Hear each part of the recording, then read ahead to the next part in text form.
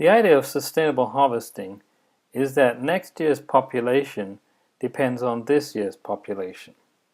And that's a continual relationship. So let's do an example. Let's say this is a production curve. If we draw a graph of next year's population that depends on this year's population, what we have is a reproduction curve, which we're going to call f of x. And f of x is dependent on x. X is always this current year's population, and f of x is next year's population.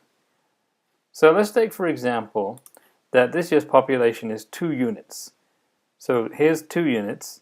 That's this year's population. If I trace a line, a vertical line up to the graph, as vertical as I could get, we hit the graph.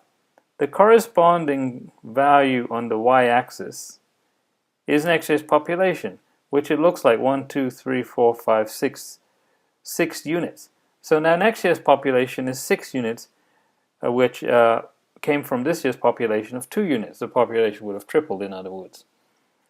And so now next year's population, as we get into next year, becomes the current year's population. So we're in next year now, but next year is now this year. And so that population is 6. So I'm going to use a different color. So let's say the population is now 6. So that's 1, 2, 3, 4, 5, 6. Remember, we've gone to next year. Now that's the current year. So it's 6 units.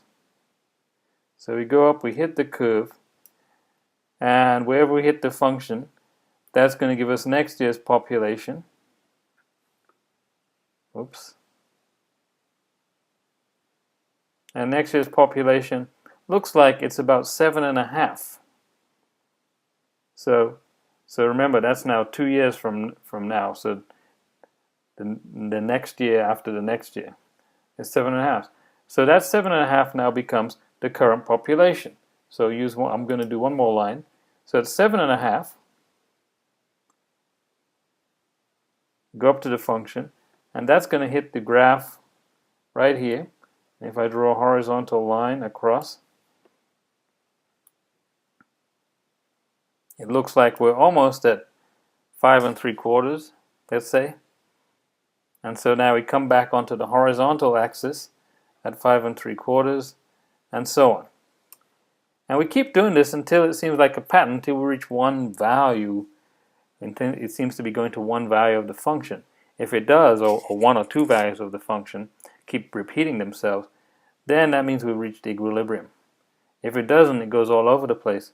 Then that's what we call chaotic population growth. Now, let's look at sustainable harvesting. I'm going to take off some of these lines, and we're going to look at the idea of sustainable harvesting with this graph. The idea of sustainable harvesting is that, let's say I'm at 2, population of 2 units. When I reach 2 units for next year, which is approximately here, think on the vertical axis I'm at 2 units, I would have replenished my population. So anything above this, and I'll put this in a different color, let's say a blue, anything above this population here, that amount is going to be gain. That's going to be the gain in population.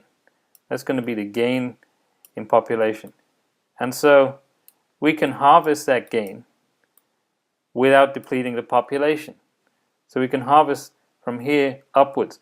Remember we said that this was 6, this vertical line was 6?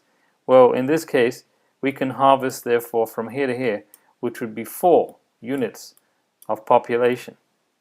And that's sustainably because we wouldn't have depleted our population. What would our population be if we harvest this 4? We would have a population of 2, which is what we started with this year. And so they call that sustainable harvesting, where you just harvest the gain above what you're currently at. Okay. And another way to think of it is if I were to draw a line through these points, the point 1, 1, 2, 2, 3, 3, 4, 4. So I'll try and draw this diagonal line here. It should be more straight than that, but that's the idea. That is the line y equals x. And so any population above that line and below this curve is considered the gain in population, what we can harvest sustainably. The maximum sustainable yield is the maximum distance, wherever that maximum distance occurs, and the maximum distance between this line and the curve here. Now sometimes this function is not given as a line here in a graph. Sometimes you're given an actual equation, which you can actually graph if you get enough data points. So let's take a look at that when we're given a reproductive curve that is given by an equation.